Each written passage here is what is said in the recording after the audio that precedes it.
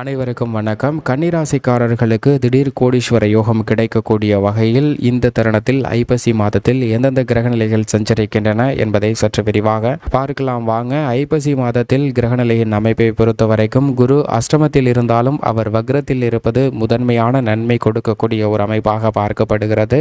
அது மட்டுமல்லாது சனி வக்ர நிவர்த்தி பெற்று பஞ்சமஸ்தானத்தில் வலுவாக அமர்கிறாருங்க.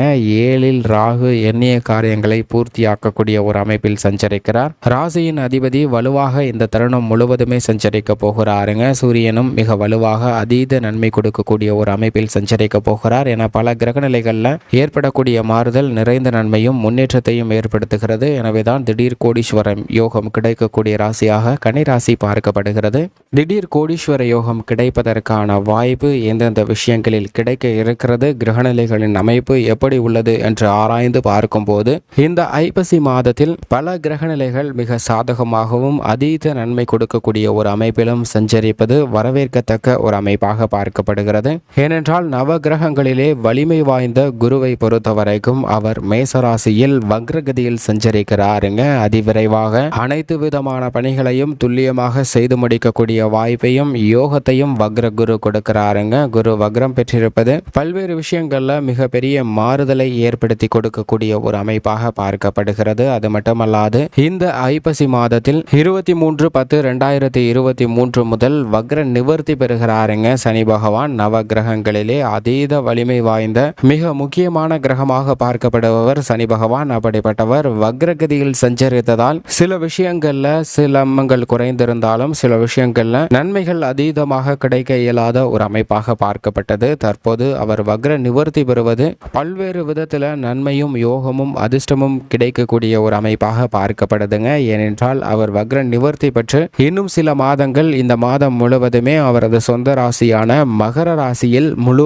ஆட்சி பலத்துடன் அமர்ந்திருக்கிறார். முழு ஆட்சி பலம் பெற்ற சனியின் அமைப்பு காரணமாக பல்வேறு விதமான பணிகளில் நன்மை கிடைக்க போகிறது. திடீரென பொருளாதார ரீதியாக முன்னேற்றம் பெறக்கூடிய வகையில் புதிய வேலை வாய்ப்பு, புதிய தொழில் ரீதியான விஷயங்கள், புதிய ஒப்பந்தங்கள் போன்றவை நிறைந்து கிடைப்பதற்கான வாய்ப்பும் யோகமும் முதன்மையாக கிடைக்கக்கூடிய ஒரு அமைப்பு நிச்சயமாக சனியின் அமைப்பு காரணமாக கிடைக்க இருக்கிறது என்பதை அவர் உறுதிப்படுத்துகிறாருங்க. இந்த தருணத்தில் மனித வாழ்வில் மிகப்பெரிய மாற்றத்தை ஏற்படுத்தக்கூடிய சக்தி வாய்ந்த நிழல் கிரகங்களாக இருக்கக்கூடிய ராகு கேதுவின் அமைப்பை பொறுத்த வரைக்கும் 2 கிரக நிலைக்கும் தனியென ஒரு ஆட்சி வீடு கிடையாது. அப்படி இருக்கக்கூடிய இந்த நிலையில் ஐப்பசி மாதத்தில் சம கிரகங்களாக கருதக்கூடிய குருவின் ஆட்சி வீட்டிலும் கன்னிராசியின் ஆட்சி வீட்டிலும் அதிபதியான புதனின் ஆட்சி வீடான கன்னிராசியிலும் சஞ்சரிப்பது நல்ல பல முன்னேற்றத்தை ஏற்படுத்தி கொடுக்கக்கூடிய ஒரு அமைப்பாக பார்க்கப்படுகிறது. ராகு குருவின் ஆட்சி வீடான மீன ராசியில் அமர்ந்திருக்கக்கூடிய இந்த தருணத்தில் திடீரென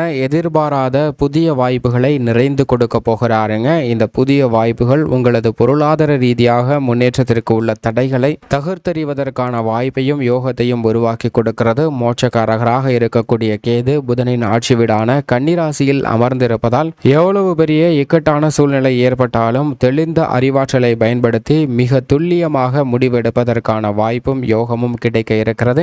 பூமிகாரகன் என்று சொல்லக்கூடிய செவ்வாயை பொறுத்த வரைக்கும் இந்த மாதம் முழுவதுமே துலாம் ராசியில் சஞ்சரிக்கிறாருங்க. செவ்வாய் துலாம் ராசியில் சஞ்சரிப்பது நல்ல மாற்றத்திற்கு வித்திடக்கூடிய ஒரு அமைப்பாக பார்க்கப்படுகிறது. எனவே இந்த ஐப்பசி மாதம் முழுவதும் செவ்வாயின் அமைப்பு காரணமாக மங்களகரமான பல நிகழ்வுகள் நடைபெறுவதற்கான வாய்ப்பும் யோகமும் கிடைக்க இருக்கிறது. புதுமனை புகுதல், திருமண விழா, காதுகுத்து, வளகாப்பு என பல்வேறு விதமான மகிழ்ச்சி நிறைந்த மங்களகரமான நிகழ்வுகளை நடத்துவதற்கு ஏற்றதொரு தருணமாக இந்த தருணம் அமைகிறது என்பதை செவ்வாய் உறுதிப்படுத்துகிறாருங்க.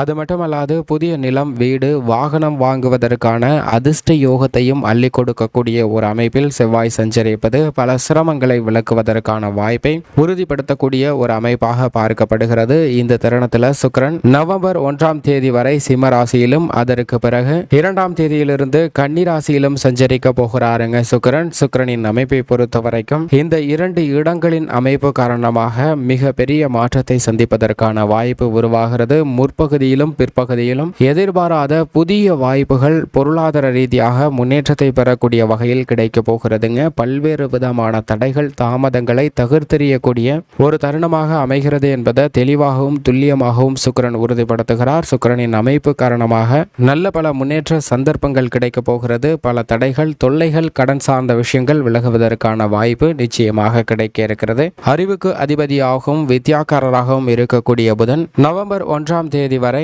துலாம் ராசியிலும் அதற்கு பிறகு விருச்சக ராசியிலும் மாறி சஞ்சரிக்க போகிறாருங்க. புதனின் அமைப்பு பல மடங்கு நன்மை கொடுக்கக்கூடிய ஒரு அமைப்பாக பார்க்கப்படுகிறது. பல்வேறு வகையான சிரமங்களை விளக்கக்கூடிய ஒரு அமைப்பாக பார்க்கப்படுதுங்க.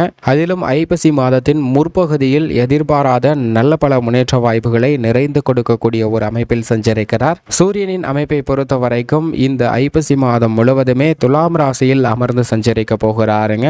இந்த தருணத்தில் பெரும்பாலும் செவ்வாயுடன் சூரியன் இணைந்து சஞ்சரிக்கிறாருங்க. செவ்வாயுடன் சூரியன் இணைவது மிக பெரிய அளவிற்கு மாற்றத்தையும் நன்மையும் கொடுக்கக்கூடிய ஒரு அமைப்பாக பார்க்கப்படுகிறது. அது மட்டுமல்லாது முற்பகுதியில் புதனுடன் இணைந்து சஞ்சரிக்கிறாருங்க. புத ஆதித்ய யோகம் வலுவாக கிடைக்கிறது. எதிர்பாராத பல அதிரடியான மாற்றங்கள் நிறைந்து கிடைப்பதால் நிச்சயமாக கோடீஸ்வர யோகம் கிடைப்பதற்கான வாய்ப்பும் யோகமும் உண்டு என்பதை கிரகநிலைகள் தெளிவாக உறுதிப்படுத்துகின்றன. சந்திரனின் அமைப்பை பொறுத்த வரைக்கும் அஷ்டமத்தில் சஞ்சரிக்கும் போது மட்டும் விழிப்புணர்வுடன் இருங்க. மற்ற தருணங்கள் அனைத்துமே நல்ல முன்னேற்ற வாய்ப்புகளை நிறைந்து கொடுக்கக்கூடிய ஒரு அமைப்பாக பார்க்கப்படுகிறது. இப்படி கிரகநிலைகளின் அமைப்பு இருக்க இந்த ஐப்பசி மாதத்தில் கோடீஸ்வர யோகம் கிடைப்பதற்கான வாய்ப்பு எந்தெந்த விஷயங்கள்ல கிடைக்கிறது, நன்மை எந்தெந்த விஷயங்கள்ல நிறைந்து கிடைக்கிறது என்பதை பார்க்கலாம்.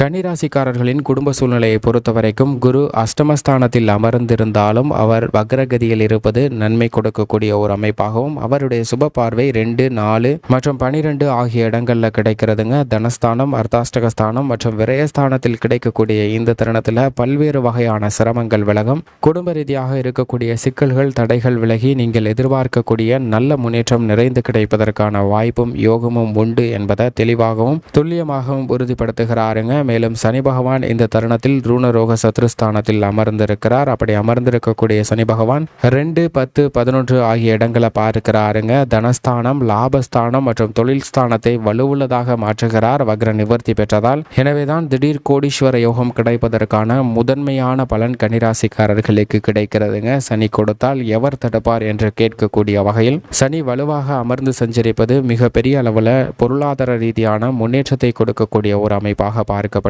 விவசாயத்துறையின் அதிபதியாக இருக்கக்கூடிய செவ்வாய் 2ஆம் இடமாகிய தனஸ்தானத்தில் வலுவாக அமர்ந்திருக்கிறாருங்க. செவ்வாயினுடைய பார்வை மிக அதீதமாக பஞ்சமஸ்தானம், அஷ்டமஸ்தானம், விரயஸ்தானத்தில் கிடைக்கிறது. 5, 8, 12 ஆகிய இடங்களில் கிடைக்கக்கூடிய இந்த தருணத்தில் செவ்வாயின் அமைப்பு காரணமாக விரய செலவுகள் இருந்தாலும் அவை சொத்துக்களாக மாற்றுவதற்கான யோகம் உண்டு. சில விஷயங்கள்ல அலைச்சல் இருந்தாலும் பூர்வீக சொத்துக்கள் ரீதியாக தனவரவு அதிகரிப்பதற்கான வாய்ப்பையும் யோகத்தையும் உறுதிப்படுத்துகிறாருங்க. இது நல்ல வரவேற்கத்தக்க ஒரு அமைப்பாக பார்க்கப்படுகிறது. நிழல் கிரகமாக இருக்கக்கூடிய ராகு கேதுவை பொறுத்த வரைக்கும் ராகு சப்தமஸ்தானத்தையும் ஜென்மராசியையும் வலுவுள்ளதாக மாற்றுகிறாருங்க. கேது ஜென்மராசியில் அமர்ந்து சப்தமஸ்தானத்தை வலுவுள்ளதாக மாற்றுகிறார். இது எதிர்பார்ப்புகளை பூர்த்தியாக்கக்கூடிய ஒரு அமைப்பாக பார்க்கப்படுகிறது. இந்த தருணத்தில் ராசியின் அதிபதி மிக வலுவாக அமர்ந்து பாக்கியஸ்தானத்தை பார்க்கிறாருங்க. நல்ல பலன் நிறைந்து கிடைக்க போகிறது. ஜென்மராசியை விட்டு சூரியன் விலகுவது வரவேற்கத்தக்க ஒரு அமைப்பாக பார்க்கப்படுகிறது. சுக்கிரன் ஜென்மராசிக்கு வருகிறாருங்க.